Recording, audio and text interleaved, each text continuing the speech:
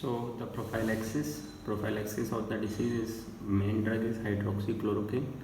Hydroxychloroquine is given on day 1 400 mg BD followed by weekly 400 mg for 7 weeks in healthcare worker and asymptomatic household contact.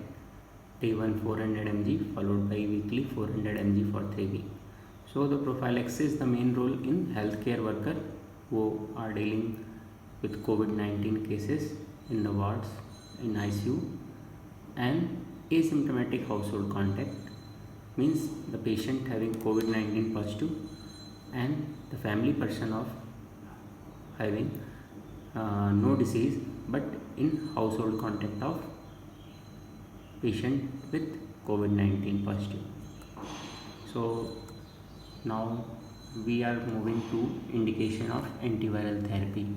So the antiviral therapy, when we can use this antiviral, first is when retrospective data from SARS suggests that the earlier treatment within 1 to 2 days of admission may be more effective than reserving therapy until severe organ failure occurs. This is consistent with data from influenza that suggests a finite treatment window occurring relatively early in the disease course. The vast majority of patients will do fine without any therapy. So in most cases there is no need for antiviral therapy. However, waiting until patients are severely ill before initiating therapy could cause us to miss an early treatment window during which disease course is more modifiable.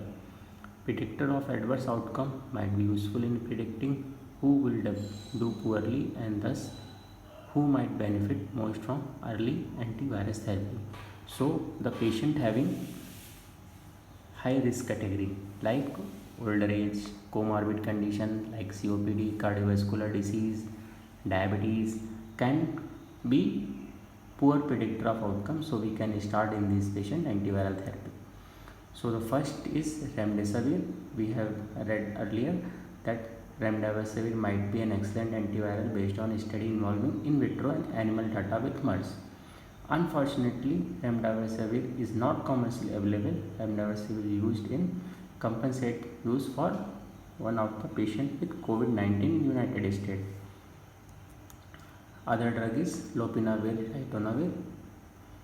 This is a combination of antiviral agent used in treatment of HIV, including post-exposure prophylaxis. Lopinavir and ritonavir appear to work synergistically with ribavirin. Available human data on SARS and MERS have combined these three agents together. So this is the mechanism of action. There is no need of antibacterial therapy. Only in case of superimposed bacterial infection we can use antibacterial therapy. Steroid, there is all article recommended against the use of steroid. Mechanical ventilatory support, we can use ventilation as per the requirement of the patient. Prognosis among hospitalized patients is 80% is asymptomatic, among other 10 to 20% admitted in ICU, 3 to 10% require intubation and 2 to 5% die.